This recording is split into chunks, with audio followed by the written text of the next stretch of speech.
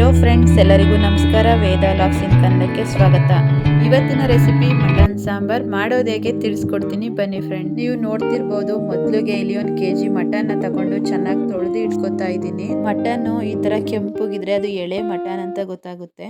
Mutton ಸಾಂಬಾರ್ಗೆ ಮಸಾಲೆ ready ಮಾಡ್ಕೊತಾ ಇದ್ದೀನಿ. ಮೀಡಿಯಂ ಸೈಜ್ 3 ಈರುಳ್ಳಿ, 1 ಇಡಿ ಕೊತ್ತಂಬರಿ ಸೊಪ್ಪು, 1 ಟೊಮ್ಯಾಟೊ, 1 ಇಂಚು ಶುಂಠಿ, 1 ಇಂಚು ಚಕ್ಕೆ, 3 ಇಂದ 4 ಲವಂಗ, 1 20 ಎಸ್ಲು ಬೆಳ್ಳುಳ್ಳಿ, ಟೇಬಲ್ ಸ್ಪೂನ್ ಮೆಣಸಿನಕಾಳು, 1 3 ಹಸಿ ಮೆಣಸಿನಕಾಯಿ, 1 ಟೇಬಲ್ ಸ್ಪೂನ್ ಸೋಂಪು ಕಾಳು. ಇಷ್ಟು ಪದಾರ್ಥಗಳನ್ನ ಒಂದು ಪ್ಯಾನ್ ತಗೊಂಡು 2 ಸ್ಪೂನ್ ಎಣ್ಣೆ ಹಾಕಿ, ಎಣ್ಣೆ ಕಾದ ನಂತರ ಇಸ್ಕೊಟ್ಟಂತ ಇಂಗ್ರೀಡಿಯೆಂಟ್ಸ್ ನ ಹಾಕಿ ಫ್ರೈ ಮಾಡ್ಕೋಬೇಕು.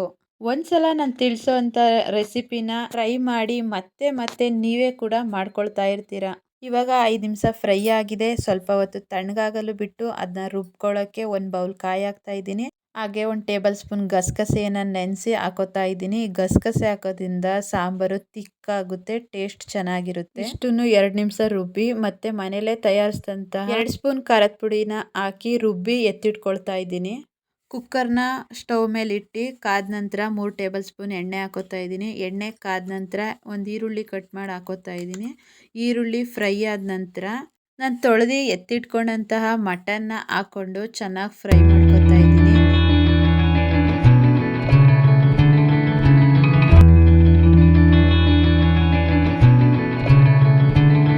ಅರಿಶಿನದ ಪುಡಿ ಮತ್ತು ಸ್ವಲ್ಪ ಉಪ್ಪನ್ನ ಹಾಕಿ ಫ್ರೈ ಮಾಡ್ಕೊತಾ ಇದ್ದೀನಿ.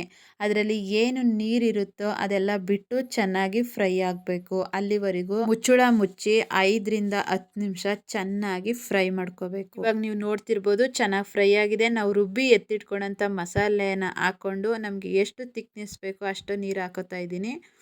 ಹಾಕೊಂಡ ನಂತರ ಚೆನ್ನಾಗಿ ಮಿಕ್ಸ್ ಮಾಡ್ಕೊಳ್ತಾ ಇದ್ದೀನಿ. ಮಿಕ್ಸ್ ಮಾಡಿ ನಮ್ಮ ರುಚಿಗೆ ಎಷ್ಟು ಬೇಕೋ ಅಷ್ಟು ಉಪ್ಪನ್ನು ಹಾಕಿ ಮತ್ತೊಂದು ಸಲ ಮಿಕ್ಸ್ ಮಾಡಿಕೊಂಡು ಕುಕ್ಕರ್ನ ಮುಚ್ಚಳ ಮುಚ್ಚಿ 5 ವಿಸಲ್ ಹೊಡಿಸ್ತಾ ಇದ್ದೀನಿ. 5 ವಿಸಲ್ ಹೊಡೆದ ನಂತರ ಹೇಗಾಗಿದೆ ನೋಡೋಣ ಬನ್ನಿ. ಸ್ವಲ್ಪ ಹೊತ್ತು ಕುಕ್ಕರ್ ತಣ್ಣಗಾಗಲು ಬಿಟ್ಟು ಓಪನ್ ಮಾಡ್ಕೊತಾ ಇದ್ದೀನಿ. ನೋಡ್ತಿರ್ಬೋದು ಹೇಗೆ ಬಂದಿದೆ ರೆಸಿಪಿ ಅಂತ ಹೇಳಿ.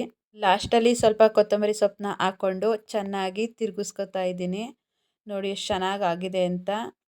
ಚೆನ್ನಾಗಿ ಮಟನು ಕೂಡ ತುಂಬ ಚೆನ್ನಾಗಿ ಬೆಂದಿತ್ತು. ಈ ಮಟನ್ ಸಾಂಬಾರು ಮುದ್ದೆಗೆ, ರೈಸ್ಗೆ, ಚಪಾತಿಗೆ, ಇಡ್ಲಿಗೆ, ದೋಸೆಗೆ ಪ್ರತಿಯೊಂದಕ್ಕೂ ಕಾಂಬಿನೇಷನ್ ಸೂಪರ್ ಆಗಿರುತ್ತೆ. ಒಂದ್ಸಲ ನೀವು ಕೂಡ ಮನೆಯಲ್ಲಿ ಈ ರೆಸಿಪಿನ ಟ್ರೈ ಮಾಡಿ ಹೇಗೆ ಬಂತು ಅಂತ ಕಮೆಂಟ್ ಮೂಲಕ ತಿಳಿಸಿ. ಈ ವಿಡಿಯೋ ನಿಮ್ಗೆ ಇಷ್ಟವಾಗಿದ್ರೆ ಪ್ಲೀಸ್ ಸಬ್ಸ್ಕ್ರೈಬ್ ಆಗಿ, ಲೈಕ್ ಮಾಡಿ, ಶೇರ್ ಮಾಡಿ. Thank you for watching.